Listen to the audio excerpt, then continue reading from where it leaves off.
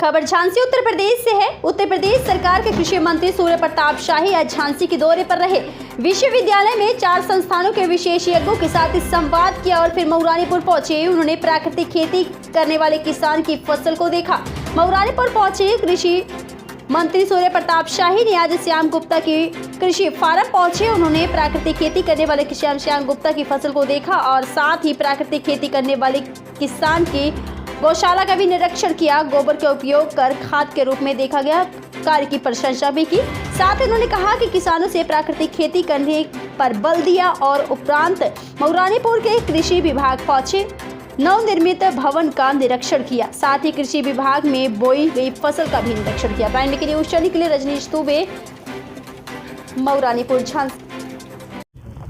Sir, आज झांसी दौरा रहा है, क्या क्या निरीक्षण किया है, क्या दिशा निर्देश दिए हैं, कैसा रहा दौरा ये?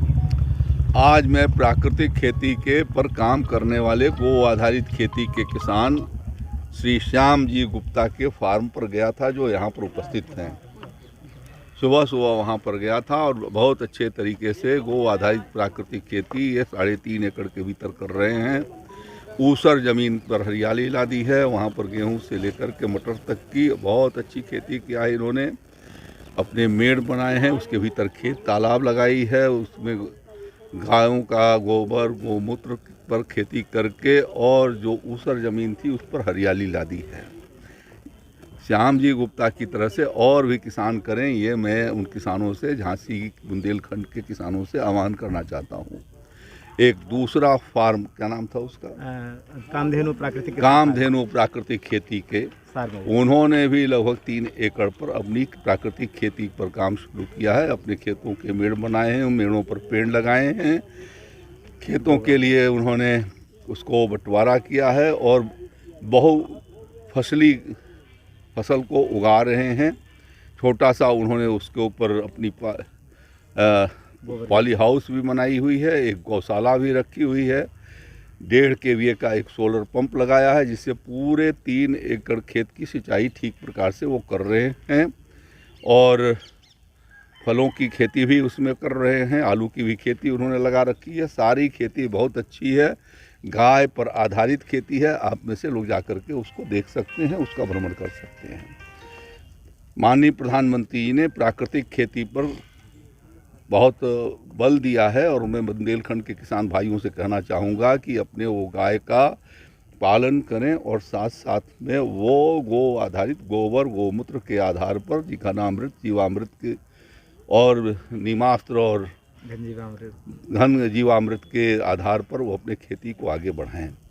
उसके बाद झांसी के रानी लक्ष्मीबाई केंद्रीय विश्वविद्यालय के भीतर मैं गया था और वहाँ पर 4 संस्थाओं के प्रमुख और वहाँ के कृषि वैज्ञानिकों के साथ बातचीत करके बुंदेलखंड का कैसे उत्पादन और उत्पादकता बढ़ाई जाए और यहाँ के मौसम के अनुकूल फसलों को कैसे लगाई जाए, उस पर उनसे बातचीत किया है। और उनको मैंने कहा है कि उत्तर प्रदेश के जो जीडीपी है, उस जीडीपी को बढ़ाए जाने की दृष्टि से बुंदेलखंड के पिछड़ापन को दूर करने के लिए क्या उसमें इंटरवेंशंस किए जा सकते हैं, उस पर वो रिसर्च करें, उन फसलों को आगे लाएं और यहाँ के अनुकूल उसको राष्ट्रीय और प्रदेश के मानक पर उत्पादकता को पहुँचाने के लिए उस पर शोध और उसकी व्यवस्था करें। खाद, झांसी जिले में खाद की बड़ी मारामारी चल रही है। झांसी जिले में आज की तारीख में 7,500 मेट्रिक टन यूरिया है। कोऑपरेटिव के पास पैक सोसाइटियों पर 3,500-3,400 मेट्रिक टन यूरिया उपलब्ध है, जिसमें से भंडार के भीतर 3,500 मेट्रिक टन है वेयर हाउस में। मैंने उनको कहा है कि इसको पर्याप्त मात्रा में निकालें। कहीं पर भी फर्टिलाइज़र की कमी नहीं है, पर्याप्त मात्रा में यहाँ पर फर्टिलाइज़र है। आपके द्वारा तमाम जगहों पर निरीक्षण किया गया है, तो क्या कमियाँ पाएंगे? निरीक्षण नहीं, मैं देखता हूँ, उसको ठीक करने का प्रयास करता हूँ। मेरा काम है ठीक करने की व्यवस्था बनाना। सर, यहाँ सर कौन सी फसल देख कर सर आपको लगा क्षेत्र में कहा यहाँ अच्छी फसल? देखिए, सब यहाँ की बहुत किसानों को मैं धन्यवाद देना चाहता हूँ कि उन्होंने अपने खेतों में गेहूँ की लाइन सोइंग की है। लाइन सोइंग किए जाने से जो है वो बीज कम लगते हैं, फर्टिलाइज़र भी कम लगता है, सिंचाई के खर्चे भी कम आते हैं और साथ साथ में पैदावार अच्छी होती है। और ये अच्छा है कि जितनी एरिया में मैं गया उन सारे एरिया में गेहूं की लाइन सोइंग की फसल हमने देखी है। कुछ स्थानों पर किसान भाइयों ने मटर भी लगाई हैं। मटर के लिए थोड़ा समय ज़रूर पीछे छूट गया है, लेकिन मैं उम्मीद करता हूं कि उनकी फसल अच्छी हो।